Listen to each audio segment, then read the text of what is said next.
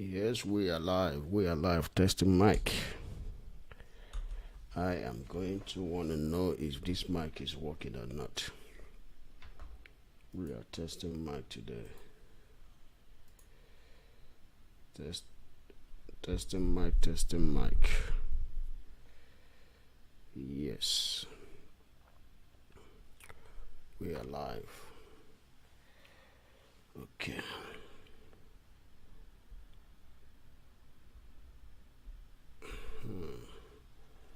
Brighten the screen and let's go.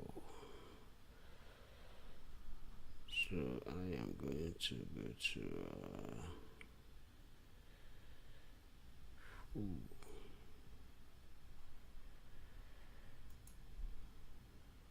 Okay.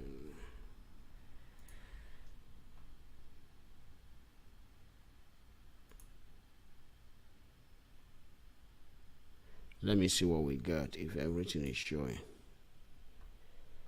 I want to see the notification. Look, I think I might have to increase the volume. The volume should be up. It might be just the. Okay, it's the volume from my computer.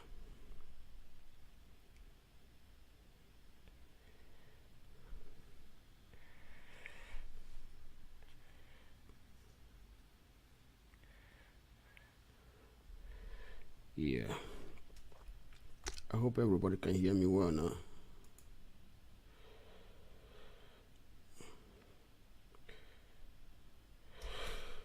Okay, for those of you watching, if you want to join live, yeah, you just send me if you look on the right hand side of your computer, you're going to see where it says live. Let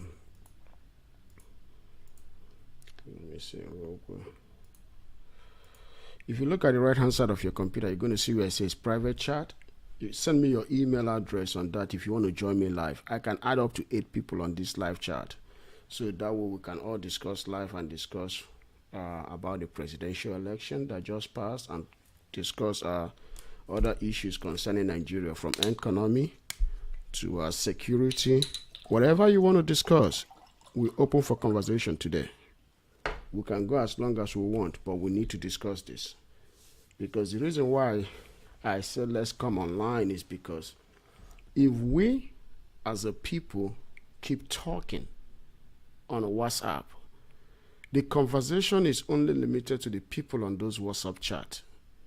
But if we go to YouTube channel like this, YouTube forum like this, we can discuss no matter how small the number is, but millions of people, thousands to millions of people can end up viewing it in the next couple of months. Guess what? Whatever is discussed here can reach a lot of Nigerians.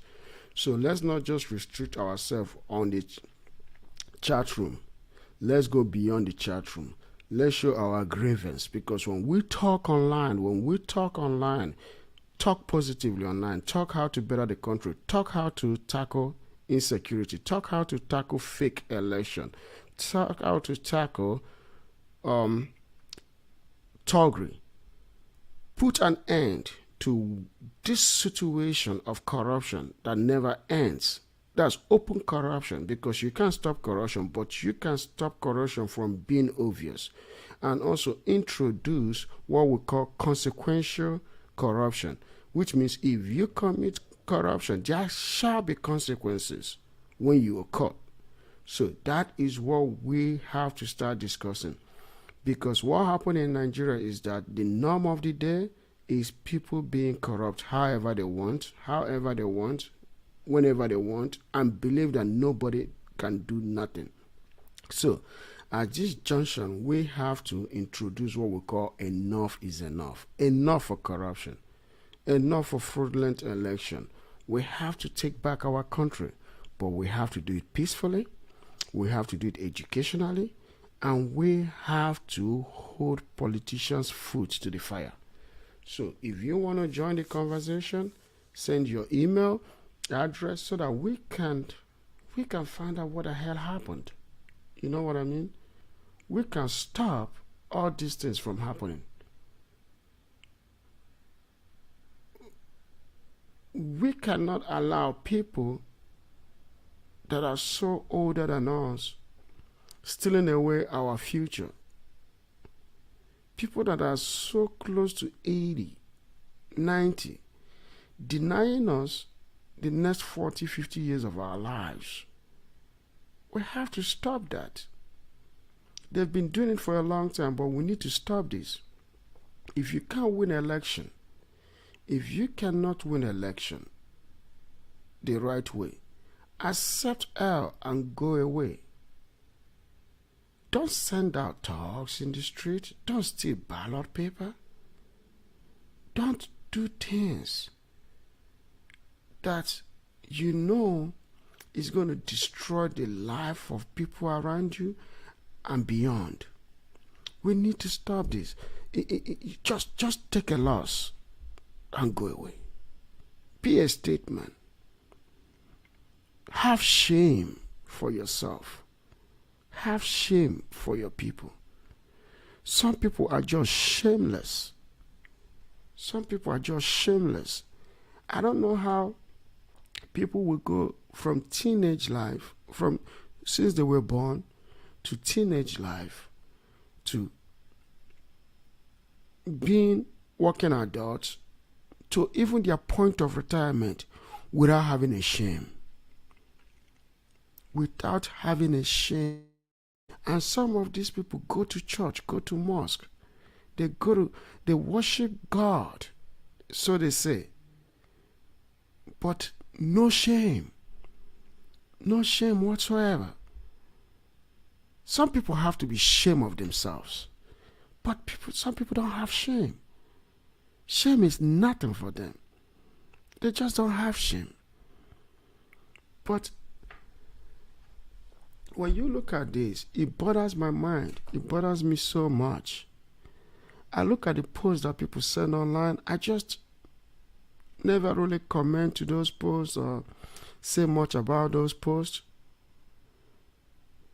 But I know deep down inside me, it hurts. It hurts because where corruption fosters, poverty looms or poverty thrives. Indignation thrives. No order, law and order just decay. Environment for business can't really foster because guess what? Everybody survive based on corruption, not thrive. Because there's a difference between thriving and surviving. The thing about life is this: you do not want to be surviving, you want to be thriving. But where corruption lingers, very few make it. They don't prosper because they're always watching over their shoulder. Very few make it. The rest survive. The economy does not thrive. How can a country like Nigeria, that has over 200 and something million people, the biggest country, the most populous country in Africa, the largest economy by a mile in Africa, is still lingering under $500 billion in GDP, still lingering at $1.1 trillion in PPP. And this lingering has been around for the past 10 years, or for more than 10 years. The country has not moved forward. Most countries' economy grows at about 3.0 to 10.0. Nigeria is at net 0.05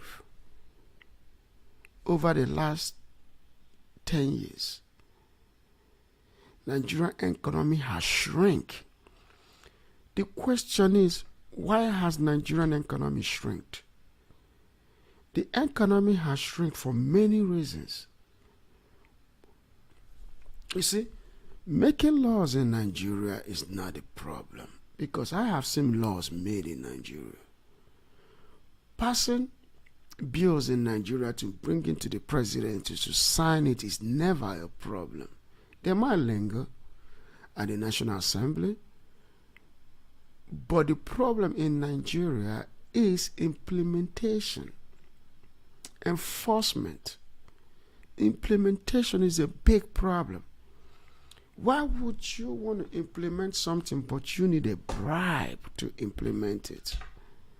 It bothers me so much that something that would be of a beneficial to a community, to an individual, a one man will hijack it by asking you, what do you have for me?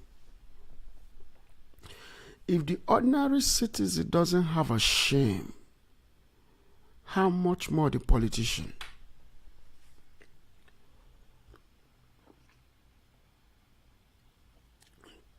Yes, if ordinary citizen doesn't have a shame, how much more the politician? That's the question we have to ask. It is a piece of insanity that some people, especially people in diaspora, will be hoping every day for a better country where they can go home and retire. Retire with a peace in their mind, because Nigerians don't like to dwell outside Nigeria forever. They are one country that I know that don't like to retire outside that country. The rest of the world retire outside their country. The rest of the world do that. People have moved out of their country in millions over a single year to migrate to another country, to have kids and raise them and start a whole new life, a whole new place, at a whole new place in a different country. But Nigerians know. Nigerians will always send remittance back home. Nigerians will always build a retirement home. But how can you build a retirement home but there is no proven hospital where you can go and retire peacefully, knowing fully well that your health care will be guaranteed? No. Most people in their 70s go back home to Nigeria only to die within 5 years of their return. But if they had stayed outside Nigeria, they would have by another 15, 20 years. But they are so proud of their motherland only to come home and risk their own life. But all these things happen because some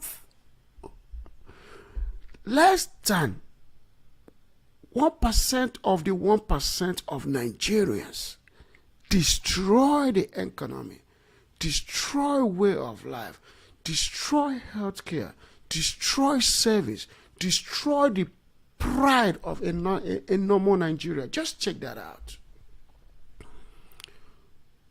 You come to Nigeria to start a business. 10% of your money that you want to start a business will go into bribe alone. Let's not talk about gasoline that you need to buy to power your business place. That alone, it's almost 40% of your profit. Now you have to try to make things right, but the people that work for you are dubious. So instead of you to become profitable in a land that you want to better and create job, you are fighting to at least get your capital back. Let's not talk about people stealing your equipment, people stealing your stuff, people stealing from you, trying to buy the next luxury item for themselves while putting their entire job, entire livelihood at risk just to buy a single luxury item. This individual will put his family's welfare, his livelihood, at risk. Put his future at risk. You will see people selling their voters card for a mere 10,000 naira, but mortgage 4 years of their future. It's a shame. And when that doesn't happen, you have politicians using the most stupidest and drug-influenced piece of people in Nigeria to manipulate elections. Why should this happen? Why should this happen? It bothers me a lot. Because this is one thing that every society, every country should thrive. You should thrive on how to better your community, how to make business thrive, how to hold people responsible for their actions, and how to fix the basic infrastructure needed to power the economy. I tell people one time in Nigeria, I said to them, that to make Nigerian economy work and work really good for you, for the country, you need to create so much of a massive environment that is required to foster business that you need at least close to $2 trillion to do that. Nigerian infrastructure is so depleted that $2 trillion over 5 years is not enough to fix the economy. It has to be aggressive, it has to be robust, and it has to be precise. Because when you do this, you will better the economy of that country. But you need 5 years of $2 trillion. You cannot fix Nigerian infrastructure to make Nigeria a viable economy in the next 10 years without spending at least $5 trillion over 5 years, over the first 5 years. $2 trillion, over the first 5 years. Just on infrastructures only. It's not gonna happen. Because you will have a lot to do. But how can you do that as a leader if your election was dubious? If you have to use a lot of talks to get things done? Because when you do that, you don't have a mandate. You don't have a mandate. You are going to behold to those interests that make it possible for you. And they are not going to want little money. They are going to want a lot of money.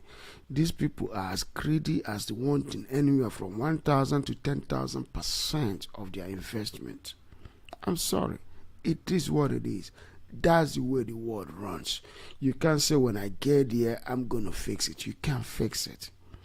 Because those individuals can destroy you. They can destroy you by laying out your dirty laundry. And when they turn against you by laying out your dirty laundry, the country wants you out. And you will be out. But in order to prevent that from happening, you will behold to those small individuals. That is why corruption doesn't foster, doesn't make the economy of a country viable, because you will have to satisfy some people with the resource that the country provides. And those individuals will not execute those contracts that are awarded to them. And the reason why they won't execute it is because they are untouchable, because they put you there and you can't do nothing about it. They will put those ropes around your neck and they will keep squeezing it until the day you leave office. Then before you leave office, they will look for the next prey.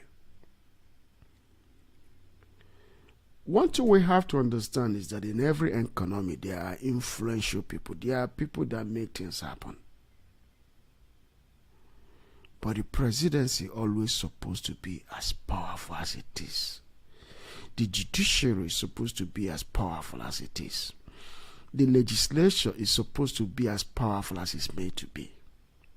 All all these three tiers of government are supposed to be as powerful as they are meant to be by the Constitution. They are the real guards to corruption. They are the real guards to better economy. Let me tell you, no matter how a country likes to do its stuff, if this country doesn't have a viable economy, the country will come to a great halt. It is what it is. A country without a viable economy cannot do anything. A country that fosters in corruption cannot move forward. No country on earth is not corrupt, but every country has economic interests. Every country has security interests. Every country has an interest that powers its economy. Just case in point, look at Nigeria. We don't have a cargo or logistic train system, a train system that can move more than half of delivery goods from the ports to all destinations in Nigeria, to all markets in Nigeria. We don't even have functioning seaports except one. We have only, how can a country of 2 million people survive on the congestion of one seaport in a city of 15 million people? The city, not even a state, not even bigger than the Dallas-Fort Worth area. People have to understand that no matter how much you build Lagos, Lagos is not supposed to be the only viable economy in Nigeria. Lagos needs to be disintegrated, not by its economy also, but by the population. It's too congested. It's too congested. The economy, almost $5 billion of revenue a day, is done within a city not bigger than 40 by 20 miles. A state not more than 50 miles wide. It is a shame. How can a state no more than 50 miles wide be the backbone of a country? Whereas there are other markets, there are other big markets in Nigeria that can be developed to free Lagos.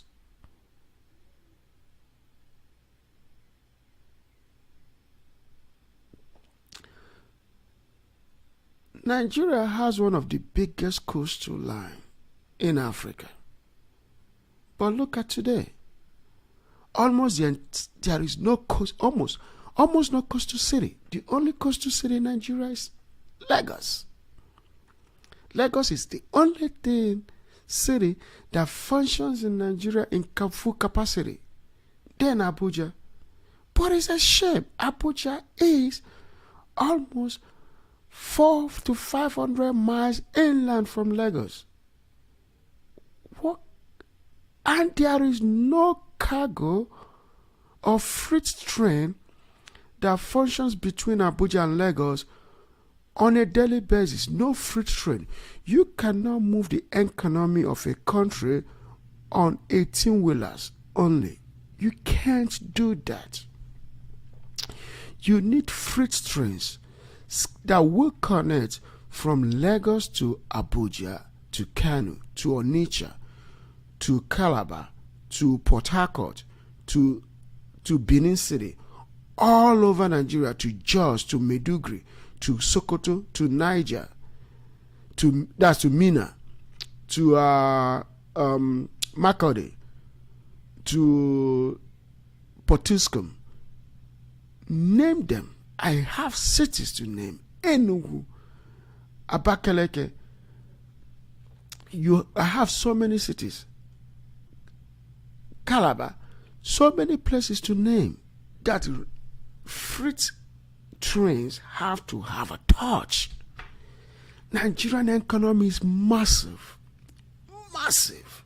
Cities are a lot. But sometimes you go to those cities, you like, is this a city that I hear about? It's almost empty. But you hear the glory of those cities. But when you visit it, you're disappointed. You expect to see viable, excuse me, I'm tired. You expect to see viable economies. You expect to see robust economies. You expect to see buildings, high rises. You expect to see economy in full robust. But you go there, the economy there is marketplace. Market women. Unorganized trading. Even on nature. One of the most dirtiest cities in Nigeria is also one of the most gross revenue cities in Nigeria. One of the most profitable cities in Nigeria, close to my hometown, Oba. But look, the city is too dirty. The waterway is murky. This city has supposed to have the most beautiful waterway, which is River Niger.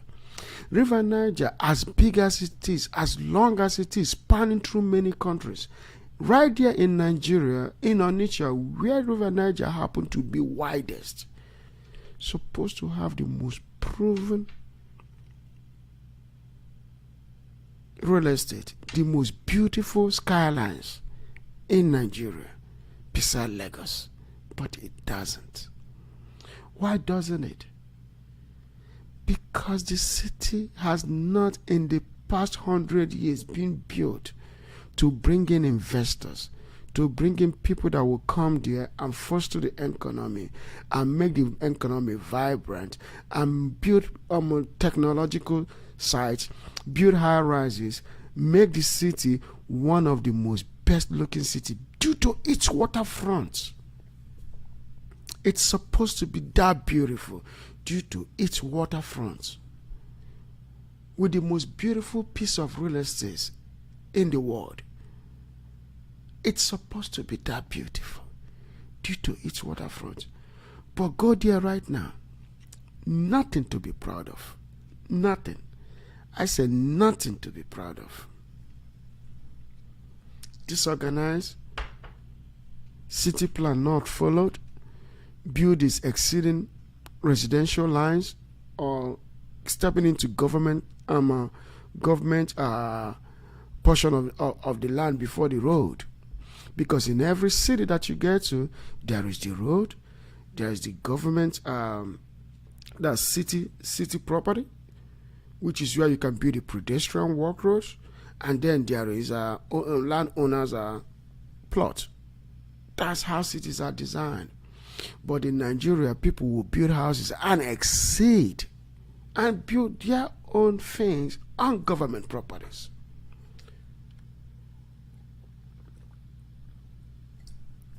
It's very mind-boggling.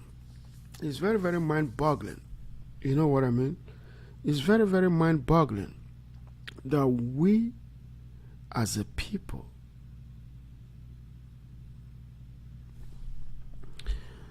are not doing it right. But I got to tell you something. We need to do our own parts in everything. We have to enforce things. We have to do our part. I got to tell you the reason why corruption fosters in Nigeria. Corruption fosters in Nigeria because the government are corrupt. The government is not just corrupt, but the governed. The ones that are being governed are corrupt. People do not respect the city or the state which they live in. And sometimes the visitors don't even respect the host of the city or the host. They don't. And you have to understand that most of our people, we that live in the diaspora, have a different mindset than the people back home. We also have to understand that most of our people back home are uneducated. Even in our own tribe, Igbo, even in the whole South, the educated ones in the South are not really that much. Yes, they may have been very educated now, but the middle-aged are not really that educated. The reason why is because some of them, right after the Civil War, they were kids. And the people like my father, who was in their 20s during the Civil War, when they came out, they had nothing. The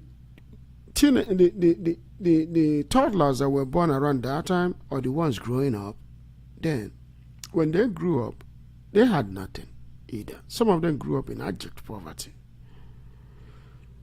So they didn't have much. Some of them didn't go to school. Some of them stopped in the elementary school. Some of them went all the way to graduating from secondary school, but to go into business. But you have to see that the problem lies between the ones that have to drop off from elementary school to about, today is called JS3. Or in some cases, they will call it secondary school 3. Or they will call it 9th grade. You see what I'm saying? In some places, they call it 9th grade, which is the first 3 years of secondary school. So, when these people graduated, left school to go to the city to make a living for their parents that couldn't stand the infliction of poverty on them, but want their children to go out there and better themselves just like the next person, that the son of this or the son of that. These kids or these young boys had to leave the family in search of green pastures in the city, and some of them had to go serve their uncles or family members that had businesses. In some cases, they were never settled. Some of them never came out of that with a dime. They were never given the opportunity to start their own business. But what I'm trying to say is that if you look the lack of education from these men, it was terrible. But also due to that, Nigerian government doesn't educate the citizens on how city planning is being implemented. Most of these people, when they build houses or they purchase land, they don't understand city planning, because the city planning was not enforced by the city planners during road and street constructions. So most people in Nigeria, when they do their roads, they do their roads. The government doesn't help. So with that being the case, these men will encroach into government land. Some of them will build their houses even close to the street or on the street. You see the problem?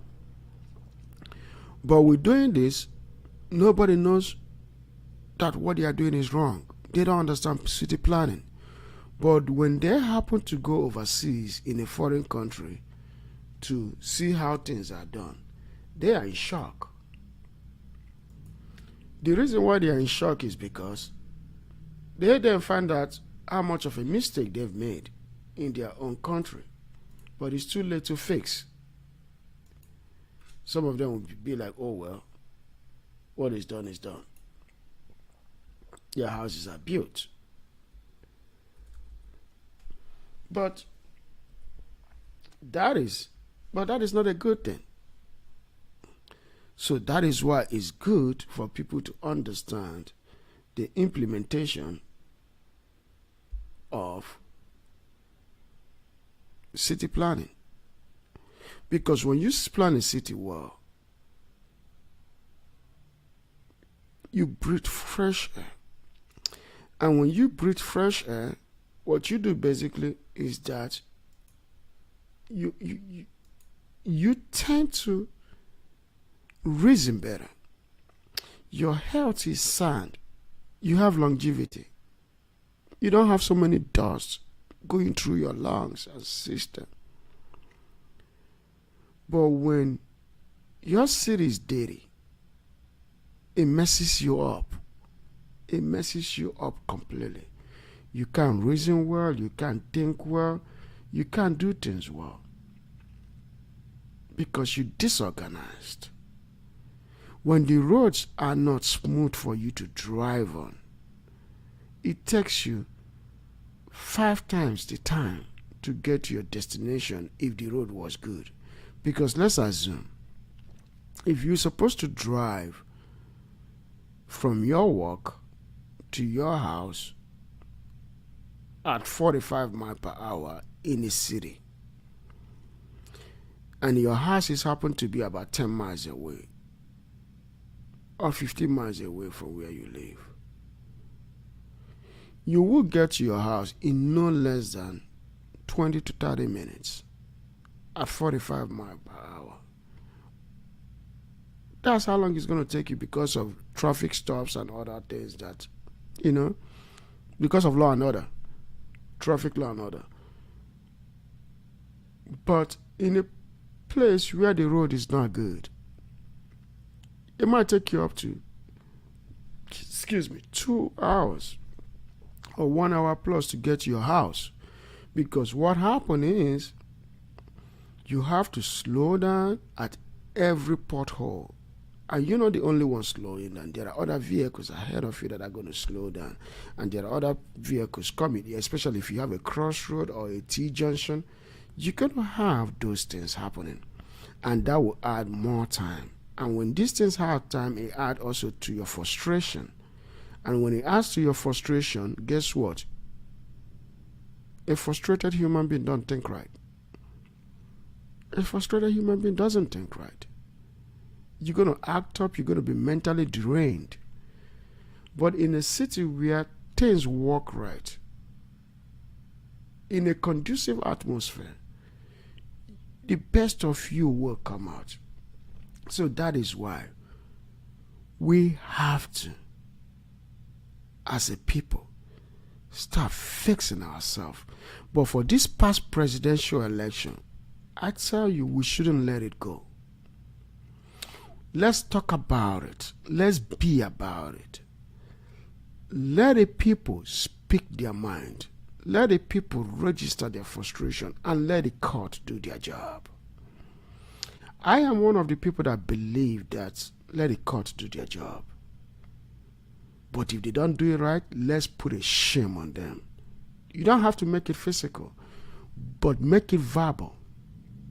Talk about it. Talk about it every day. Let the government know that they are corrupt.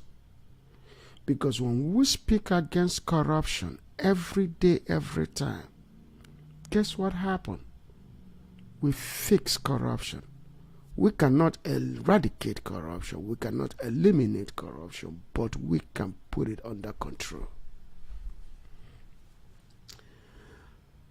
I hope that what I've said so far will be a piece of encouragement to all of us. Like I said earlier, the reason why I came online to discuss this is because I know that many of us have been speaking online, on WhatsApp. But let's bring it to podcast. Stop hiding your face. You don't have to come online. You can comment. You can comment on the chat. You can talk. You can come online but not have your picture shown, not have your image shown. That's fine. That's fine with me. But join the conversation. Let's make this great. We have to change the way things are done. We have to make our society better. We have to make our economy strong. We have to have a viable economy that will compete with the rest of the economy. We need to be a producing country and not a consuming country. We need to be that. We don't have to. Let's stop talking about being it. Let's start being it. That's what I have to say. Thank you guys, and I'm looking forward to having another conversation of this with you guys. I hope tonight we might hop online. If most of you or some of you show interest of continuing this conversation, I will be back. Thank you so much, guys. Have a good day and have a great weekend. Bye-bye.